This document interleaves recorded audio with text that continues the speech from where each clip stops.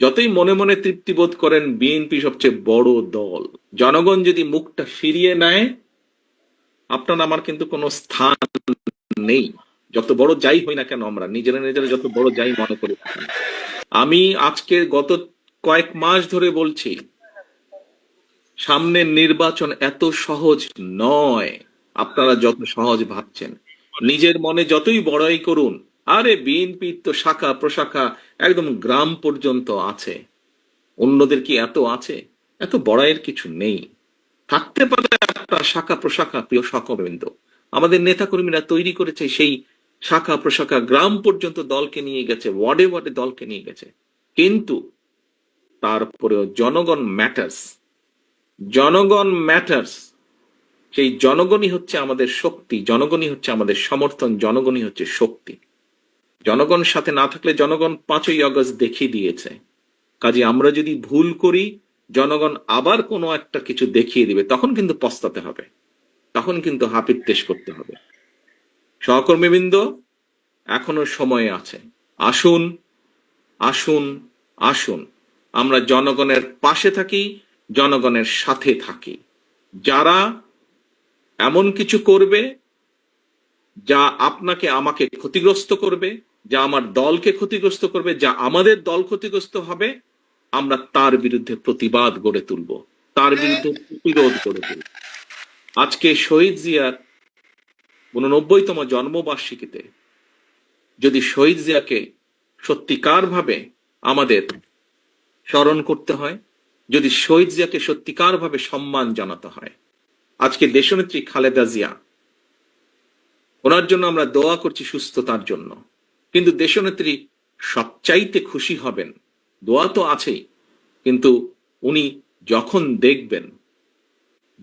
দেখবেন যে জনগণ সমর্থন দিয়েছে বিএনপির প্রতি, আমি তো মনে করি সবচাইতে বেশি খুশি উনি সেদিন হবেন। এবং দেশনেত্রী খালেদা জিয়ার সৈনিক হিসাবে আপনাদের উপরে সে দায়িত্ব বর্তায়। সহকর্মীবৃন্দ, আমরা কে ছোট নেতা, কে গ্রামের নেতা, কে ইউনিয়নের নেতা, কে বড় নেতা, কে বিভাগীয় নেতা, কে কেন্দ্রীয় নেতা, বিষয় এটি নয়।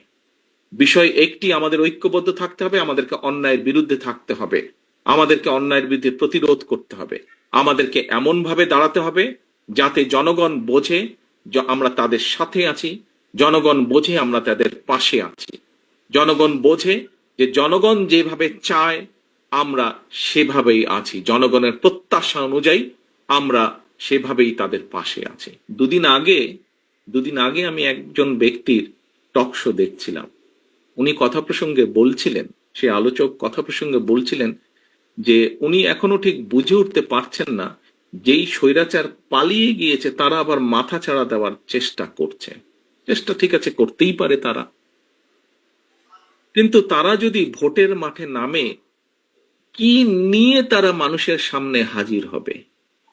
পেছনের গুলা বাদই দিলাম, উনি বলছেন যে পেছনের গুলো না হয় বাদই দিলাম, এই জুলাই অগস্ট মাসে যে হত্যাকাণ্ড ঘটেছে, প্রায় 1.5 থেকে 2,000 মানুষকে যে হত্যা করেছে, প্রায় 30,000-এর মতন মানুষকে যে তারা জখম করেছে, ইউনিসেফের বক্তব্য অনুযায়ী 64টা শিশুকে তারা হত্যা করেছে, এর জবাব তারা মানুষের সামনে কি দিবে?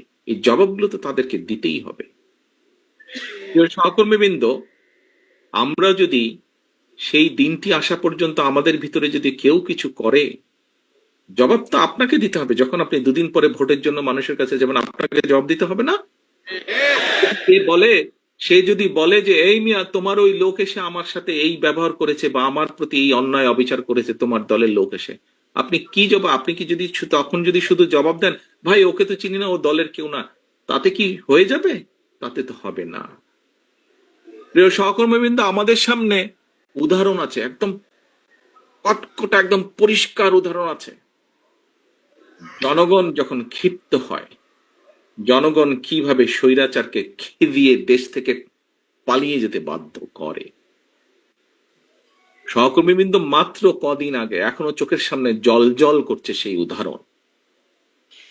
জনগণ যদি ক্ষিপ্ত হয়, যতই মনে মনে তৃপ্তি বোধ করেন বিএনপি সবচেয়ে বড় দল, আমি জানি হয়তো আমার এই কথাটার কিছু কিছু রিয়াকশন হলেও হতে পারে, বিভিন্ন জন বিভিন্ন ভাবে টুইস্ট করতে পারেন। দলীয় প্রোগ্রাম বলছি, তারপরে এটা তো দলীয় থাকবে না, এখানে সাংবাদিক ভাইয়েরা আছেন, ইন্টারনেটে কানেক্টেড, এটা বেরিয়ে যাবে। বিষয়টি হচ্ছে যে জলজল করছে সেই উদাহরণ, কাজেই দিন শেষে কিন্তু সেই জনগণ, দিন শেষে সেই জনগণ, আমরা সকলে সেই জনগণের সমর্থন পাওয়ার চেষ্টা করছি।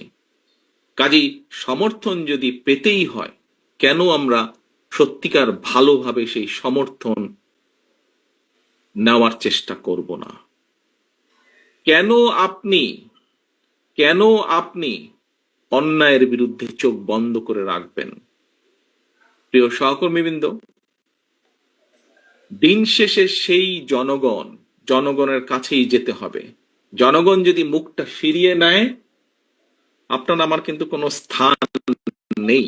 যত বড় যাই হই না কেন, আমরা নিজেরা নিজেরা যত বড় যাই মনে করি না কেন, জনগণ যদি মুখ ফিরিয়ে নেয়, এবং নাম বলবো না, কিছু কিছু রাজনৈতিক শক্তি, যেই হোক না, যত ছোট বড়ই হোক না কেন, তারা বিভিন্নভাবে আমাদের বিপক্ষে, ওই মোটরসাইকেল আলাদের কিছু কাজ কামের কারণে তার সাথে আমাদের নেতাকর্মীদেরকে যুক্ত করে কিছু কিছু কথা বলার চেষ্টা করছে।